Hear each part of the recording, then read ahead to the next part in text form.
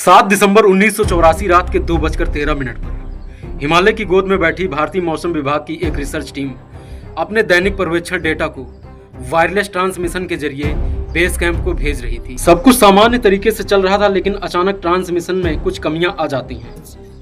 ठीक उसके कुछ सेकंडों के बाद सिग्नल टूट जाता है और एक मैसेज आता है जिस पर लिखा होता है डाटा अनअवेलेबल, और इसके बाद ट्रांसमिशन पूरी तरह से बंद हो जाता है। लेकिन बेस कैंप ने कई बार संपर्क करने की कोशिश की, लेकिन संपर्क नहीं हो सका। दोस्तों, अगले दिन जैसे ही रेस्क्यू टीम उस पॉइंट पर पहुंचती है तो उन्होंने देखा कि टेंट जला हुआ है, 5 लोग पूरी तरह से लापता हो चुके हैं, वैज्ञानिक उपकरण भी इधर उधर फैले हुए हैं। दोस्तों, जो लोग जिंदा बच गए थे वो रेस्क्यू टीम को काफी हैरान और परेशान से दिख रहे थे। वो लोग मानसिक रूप से पूरी तरह टूट चुके थे। और तभी वहां रेस्क्यू टीम को एक नोटबुक मिला जिस पर लिखा था, अब यहाँ सब कुछ बदल गया है, अब यहाँ पहले जैसा कुछ नहीं रहा। दोस्तों, हिमालय पर्वत के बारे में तो आपने जरूर सुना होगा। इसकी ऊंचाई, इसकी सुंदरता, इसकी पवित्रता, ये सब कुछ किताबों में दर्ज है। लेकिन दोस्तों, आज हम हिमालय पर्वत के बारे में आपको कुछ ऐसे रहस्य, ऐसी घटनाएं और ऐसे पहलू बताने जा रहे हैं जो शायद आज से पहले आप नहीं जानते होंगे। क्योंकि हिमालय सिर्फ एक पर्वत नहीं है, बल्कि वो एक चेतना शक्ति है जो ना तो किसी को अपने पास बुलाती है और ना ही किसी की जिद में वो आगे जाने के लिए रास्ता देती है। करीब 7 करोड़ साल पहले जब भारतीय टेक्टोनिक प्लेट यूरेशियन प्लेट से टकराई थी, तब धरती की छाती से उठे थे हिमालय पर्वत। और आज भी ये हिमालय पर्वत करीब 2 सेंटीमीटर हर साल ऊपर की तरफ उठ रहा है।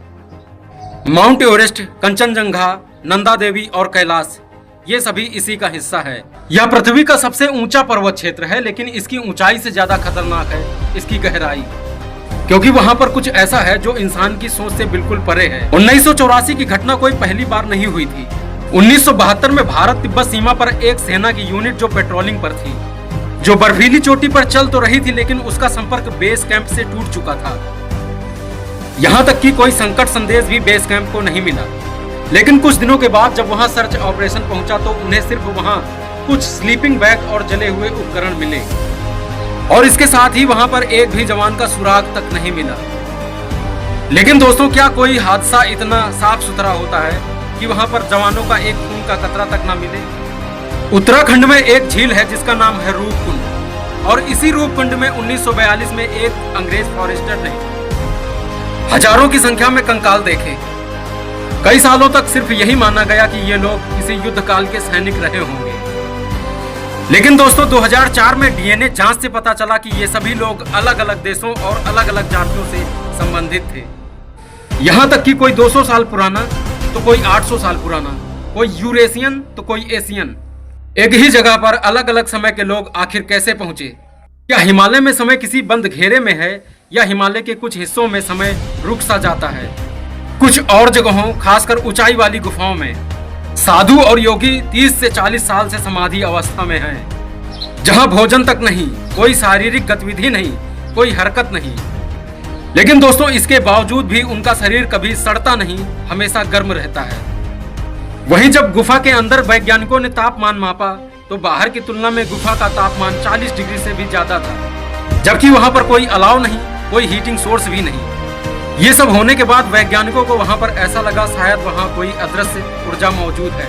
1997 और 2010 में नासा और इसरो ने मिलकर कैलाश और हिमालय के हाई रेजोल्यूशन इमेजिंग की कोशिश की। दोनों बार कुछ क्षेत्रों में डेटा ब्लैक आउट हो गए, इमेजिंग फेल हो गई और रेडियो फ्रीक्वेंसी अपने आप उल्टी हो गई। वैज्ञानिकों को ऐसा लगा शायद कोई ऐसी शक्ति है जो तरंगों को पलट रही है। मतलब एक ऐसा क्षेत्र जहां आधुनिक टेक्नोलॉजी भी उसके आगे नतमस्तक हो जाती है। भारत और तिब्बती ग्रंथों में बार बार लिखा गया है, हिमालय सिर्फ एक पर्वत नहीं बल्कि यह एक जीवित चेतना है। शास्त्रों में भी यही कहा गया है कि जो वहां पर बिना बुलाए जाता है उसे या तो रास्ता नहीं मिलता और या फिर वो कभी वापस नहीं लौटता। जो लौटता भी है वह वैसा नहीं रहता जैसा गया था। कुछ बदल जाता है, भीतर भी और बाहर भी। हर मिशन अधूरा, हर रिपोर्ट अधूरी, और हर एक रिपोर्ट सन्नाटे की फाइल में बंद हो जाती है। जीपीएस फेल हो जाता है और सैटेलाइट खामोश हो जाती है। ऐसा लगता है कि हिमालय खुद चुनता है कि कौन उसे देख सकता है और कौन नहीं देख सकता। और दोस्तों, अब तक का सबसे बड़ा यही रहस्य है कि हम अभी तक हिमालय को समझ नहीं पाए हैं, और या तो फिर खुद हिमालय हमें सीमित समझता है।